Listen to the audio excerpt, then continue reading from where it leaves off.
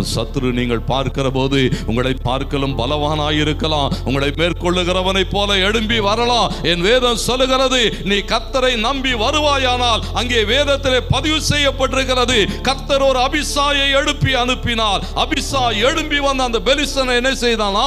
வெட்டி கொன்று போட்டான் என்று எழுதப்பட்டிருக்கிறது. கைகளை தட்டி ஆமென்னு சொல்லுங்க. கர்த்தர் உனக்காக ஒரு தூதனை அனுப்புவார். கர்த்தர் உனக்காக யுத்தத்தை நடத்துவார். உன் சத்துருக்களை சர்வ சங்காரம் பண்ணுவார். நீ சோர்ந்து போய் இருக்கலாம், பலவீனப்பட்டிருக்கலாம், வியாதிப்பட்டு இருக்கலாம், குறைவுபட்டு இருக்கலாம், ஒன்றுமில்லாமல் இருக்கலாம். ஆனால் உன்னோடு கூட இருக்கிற ஒரு தேவன் பெரியவர்.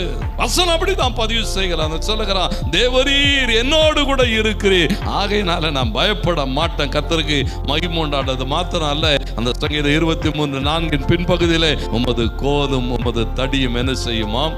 சரியா வழி நடத்தும் சொன்னான்.